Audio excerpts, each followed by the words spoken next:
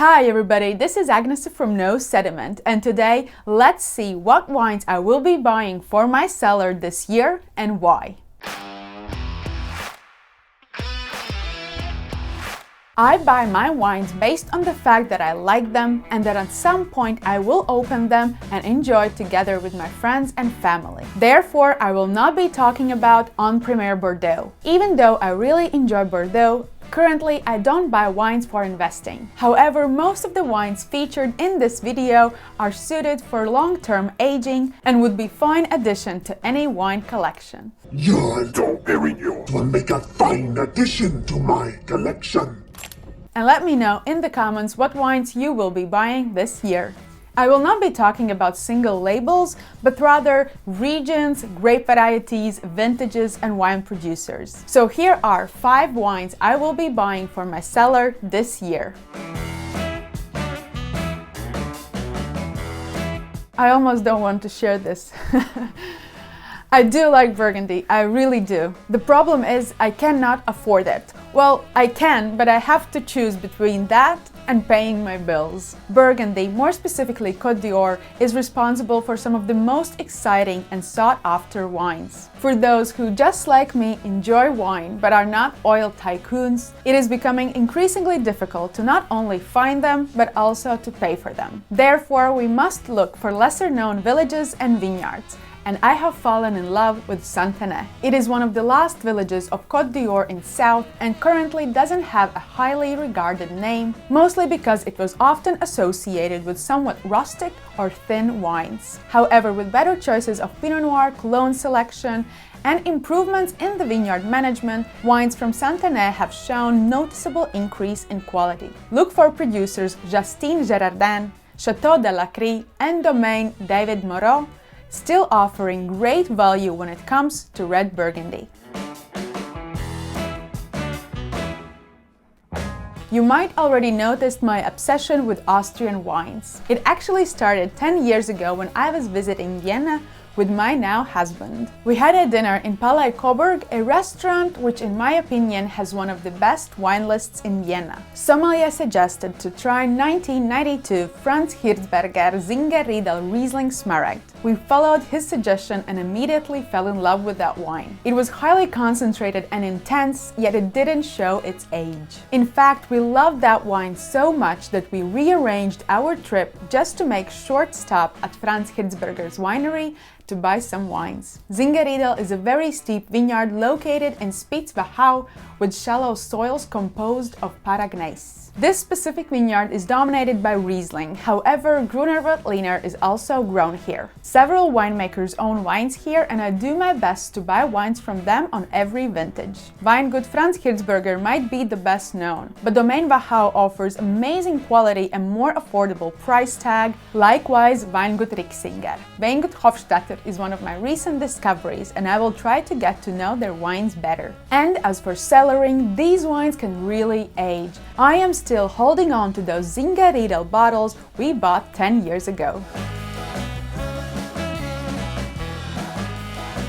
Despite the fact that François Chidaine wines have an enormous aging potential and are of highest quality, I don't buy his wines for collection or investment. To be honest, I don't see big price increase for his wines in near future, but I might be mistaken. It has to do more with the region and the grape variety used for his wines. François Chidaine is producer located in Loire Valley, more specifically in Montlouis-sur-Loire, and he makes his wines from Chenin Blanc grape. I buy his wines because they offer enormous value for money, show epic quality that manifests in great structural depth on the palate, and I simply enjoy them a lot.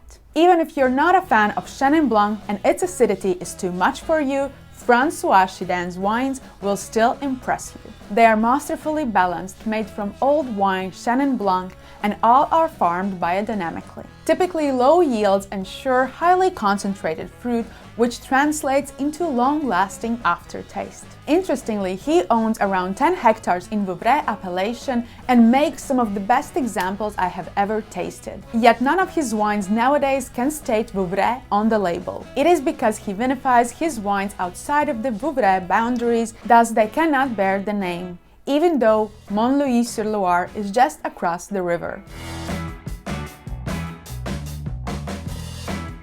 In fear that champagne might follow the footsteps of Burgundy, lately I tend to buy a lot of champagne. I have noticed that almost every single champagne producer now restricts their sales and works only on allocation. Not only has the demand for it increased, especially in Australian and US markets, but also in 2021 they experienced very low yields. It is also important to note that champagne takes several years to make.